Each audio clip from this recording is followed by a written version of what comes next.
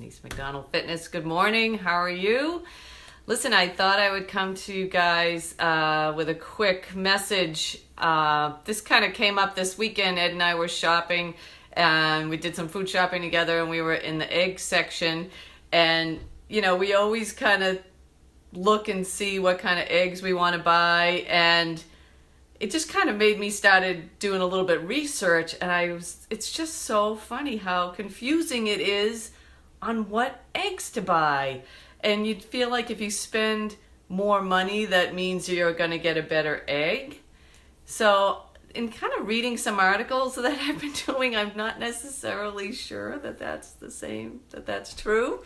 It's funny. I actually thought, well, I'll just buy two different kinds of the ones that I usually buy, and see if they really look different or made a difference. And then I just as soon as I did that, I was like, I'm just going to start doing some reading and some research about what makes an egg worth buying. Is it really worth the money that we're spending?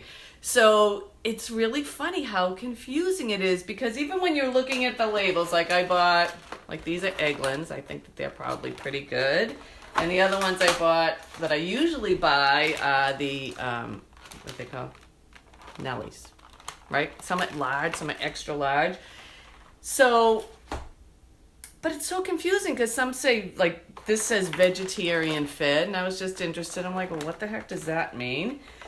And so just doing the research, you get battery caged, which is all these hens are you might have thousands of them all in one, all these different cages. They can't move around, they can't fly, they can't spread their wings, can't do anything.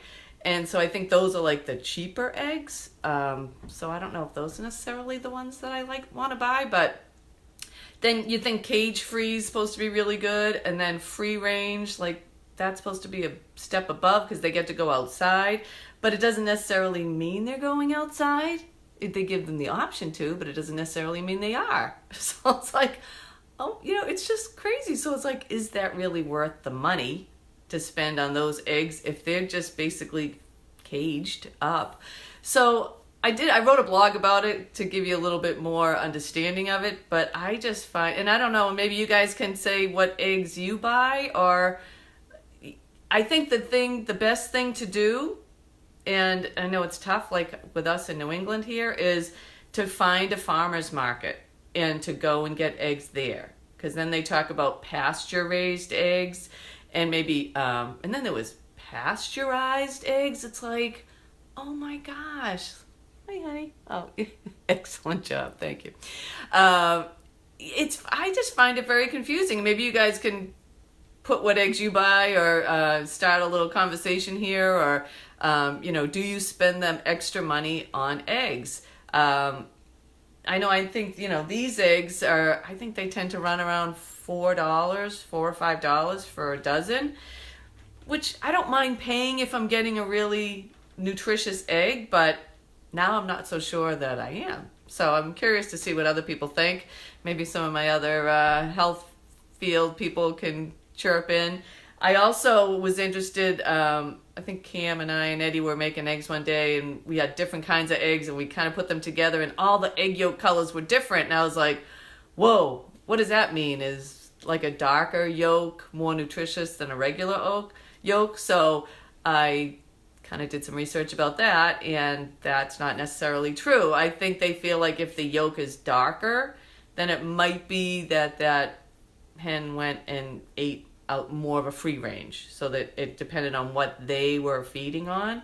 So, but I guess nutritionally it doesn't really make a significant difference.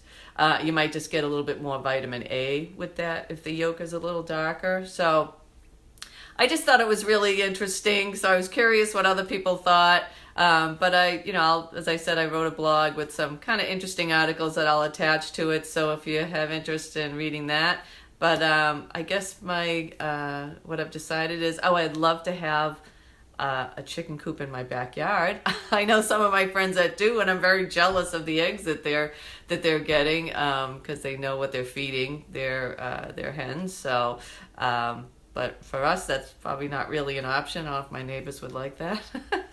But for now, I think I'm probably going to go to find out, seek out a farmer's market over the summer and try to find it. And if anyone knows the Weymouth area, if anyone sells eggs, I would love to know where they get those eggs. Okay, Annie. Oh, really, Vicky? I didn't know that. Interesting. Okay, so yeah, you guys check out my blog. I'll post it in a little bit, but really post below if you have any comments on this subject. But I just find it very overwhelming and confusing, and I always just want to, I'm on my little health kick, so I want to just make sure what I'm buying is my healthiest option and something that's nutritionally going to feed me, because I love my eggs. I don't really eat meat anymore, but eggs to me I have them every day. And my typical breakfast, for those that, a lot of people ask me, what do you eat for breakfast? I usually have 2 eggs, because that's like on my portion fix system. 2 eggs is considered one of my proteins. And I usually do a bunch of stir-fried veggies, spinach, onion, tomato, peppers, and usually like 1/4 of an avocado. Get a little healthy fat. I love avocado with my eggs. And then I might have, usually I do a little, like Ezekiel. I love my little Ezekiel breads, a little sprouted grain, a little bit more of a healthier bread. And that's usually my breakfast. I usually cook my eggs in a little coconut oil, and love it. So that's what I usually have. So I'm going to go make that now. And so I look forward to your comments. Hope you guys have an awesome day. And always start your day with a healthy breakfast. It's the best thing you can do to start your day. All right, guys. Thanks for joining in. Have a great day. We'll talk to you real soon. Bye.